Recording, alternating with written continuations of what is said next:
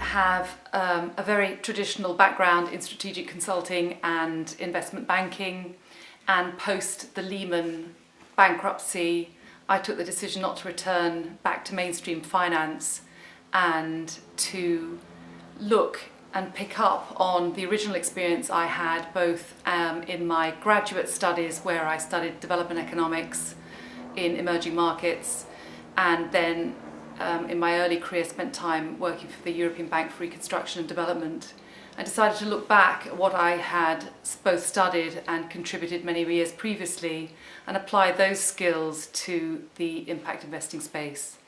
And I moved into a relatively early stage organisation, a social sector financial intermediary. The primary challenge was moving from a large corporate organisation into a small, fragile startup organisation in an emerging market. The past 5 years has seen interesting changes in the impact investing space, whereas in the emerging markets, I think there's been a phenomenal growth in the number of impact investment funds and investment professionals, and the number and the understanding of the opportunities across a number of different continents. In the UK, I think there's a big disparity between the very successful large-scale impact investment funds and the smaller emerging funds, where there's been a mismatch of expectations between investor returns and the amount of actual and successful investment opportunities. Based on the significant growth in emerging markets for socially orientated investment, there are a number of career opportunities for those who wish to either work in those markets or with those markets.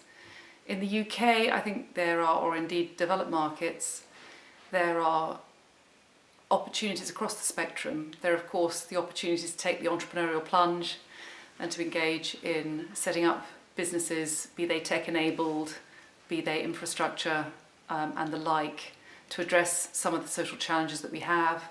I've been part of raising capital and working with a number of extraordinary entrepreneurs who, instead of selecting mainstream career paths, have decided to take an entrepreneurial leap of faith.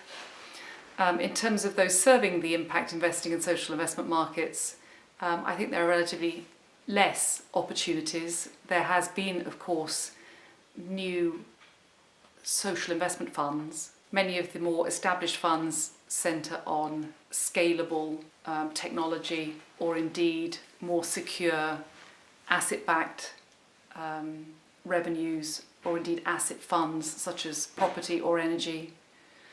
And of course there are the intermediary organisations that serve investors or indeed entrepreneurs in terms of advice or capital raising. Some of that has been dependent on grant funding from governments or foundations. Much of it is relied on some form of subsidised capital to support the growth of those intermediaries. It would be very interesting to see the extent to which activist shareholders, or indeed activists within organisations such as very large-scale corporates where one can influence from within their leanings towards a much greater social mission. Taking a Starbucks social will have far greater significant impact, social impact at scale globally, than the small step-by-step funding that we make to social entrepreneurs. Stick with it.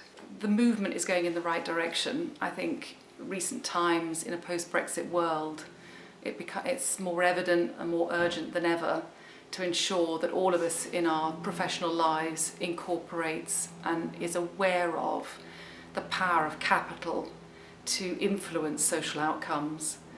And whether or not you choose a career that is rooted in social finance, any career that you might choose, be it in the law, be it in strategic consulting, accounting, banking, you all have, with a motivation to see social change, a really significant opportunity to build from within.